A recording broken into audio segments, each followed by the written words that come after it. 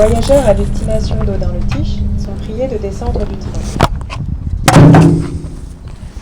Alright, so good morning, and yeah, we got the Adidas Prime X3 Strung here. Wanted to film a quick update on this one, as I've now given this shoe a few more runs and done about 50k in this. And yeah, I think you always should give a shoe a fair chance and a few runs at different training intensities. And yeah, I also want to do a quick comparison versus another very chunky and very popular shoe, the Nike Alphafly 3. So yeah, let's see how this one shapes up.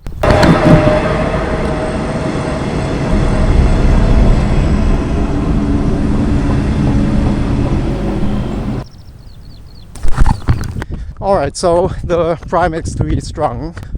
Well, one of the main comments I got on my first video on this one was that, yeah, you need to break the shoe in a bit, and Slide Strike Pro and takes a bit to soften up. And after 50k, I can say that, yeah, maybe it has softened up a little bit, but the thing is, in my experience, a shoe that feels stiff and firm out of the box just always keeps that character. It never drastically changes, and this one definitely hasn't.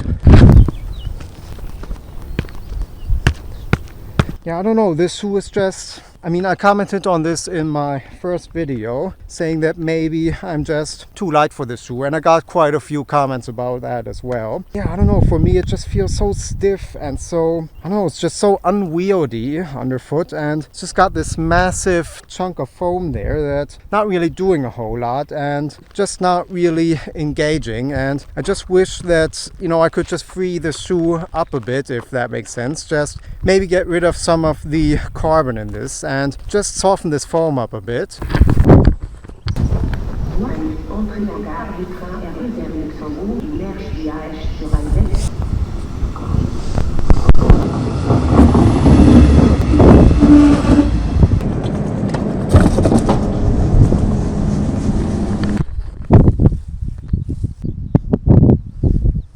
So one thing that really hasn't changed at all for me is, unfortunately, I'm still pretty unimpressed by this Strung upper. I don't know, I just don't see what's so special about this. I still have heel lift on both shoes and just can't get rid of it. And yeah, this is just sort of in the design of the material, I think. It's just so, I don't know, it's so stiff, like it just doesn't conform to your foot. You can pull in these laces. I mean, it's just not much happening. Like, you just can't really adjust this shoe a whole lot. Yeah, I just think that, you know, this upper material, it's just a case of a very impressive technology, and that's sort of the theme with this shoe, but there's no actual benefit to it.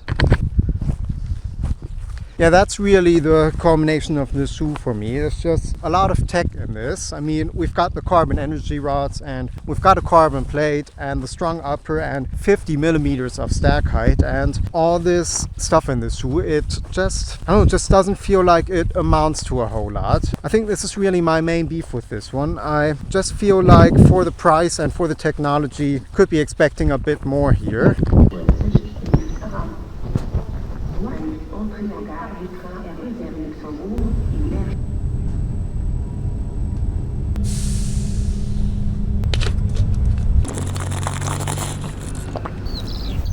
So I took the shoe on one moderate run, which is, you know, something between easy and marathon pace, so not quite a speed session. I think the shoe is just too heavy for true speed work, but definitely shifting, and I did feel like this shoe was definitely better, going a bit quicker, and it does tell me that I think it's pretty much a fact that this thing will work better for heavier runners. You just need to be putting in some more power into this midsole, and you really need to be on the forefoot here and really pressing down to get some response from this.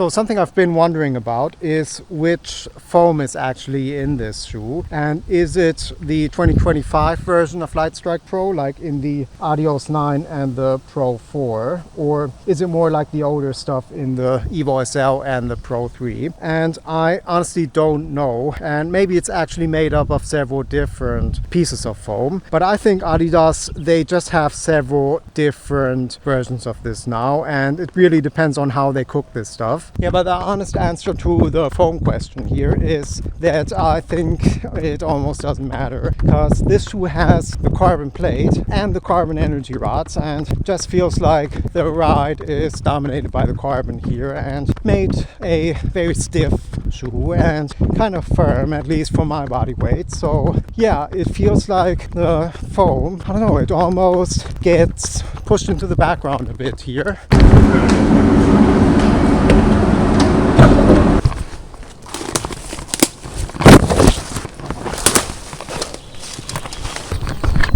So I know I sometimes come off a bit harsh when criticizing a shoe, and I don't mean to. I mean, different shoes do work for different people. We really don't have that many objectively terrible shoes nowadays, but the thing is just with the Prime X in particular, this shoe is just so expensive. I mean, it's 300 euros, and I don't know, I just think that, and I do think this is fair, this is a shoe where you would just expect a bit more, and you would expect something truly extraordinary, and it just isn't.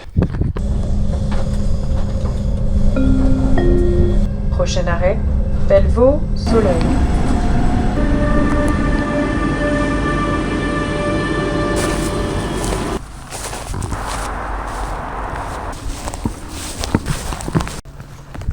Alright, so hope I didn't bash this shoe too hard, because it really isn't that bad, and I hope I brought that point across. This one's just sort of an okay shoe, and yeah, that's why I brought out this one here for a quick look, the Nike Alphafly 3. Now, I'm not going to do a full review on this one, as it's been out for quite a while now, and I think we all know what this one is about. But straight off the bat, this is one of my favorite shoes ever. I just absolutely love this one, but I wouldn't race in this. And yeah, it's got that similarity to the Prime X3 there. I mean, obviously this is a very, very fast shoe. Several world records have been set in this, but it's just a bit too soft and not quite aggressive enough for me. But yeah, that's what I've got the Puma Fast R3 for. But in a way, this is actually quite a similar concept to the Prime X3. The only difference is that this is 40 millimeters of stack height, so this is actually race legal, where Prime X3 is 50. This one has the very unique construction with the AirPods and the Zoom X and the carbon plate here, and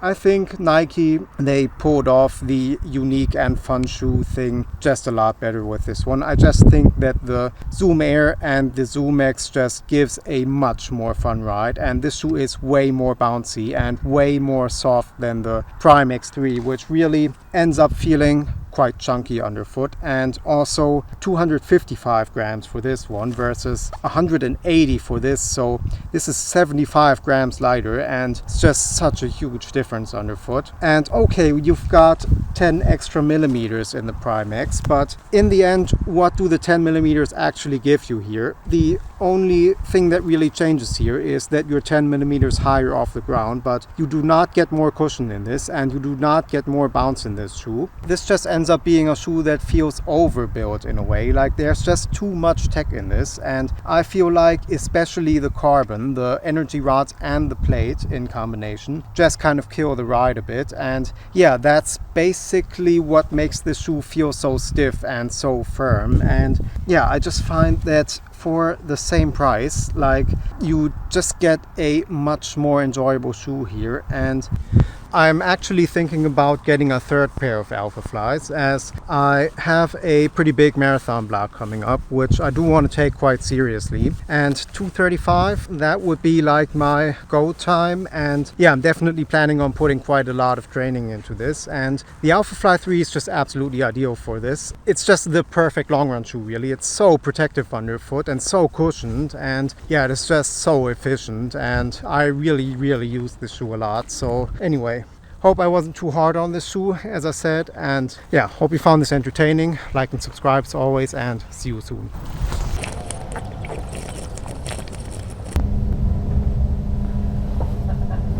Prochain arrêt, Belleval, Université.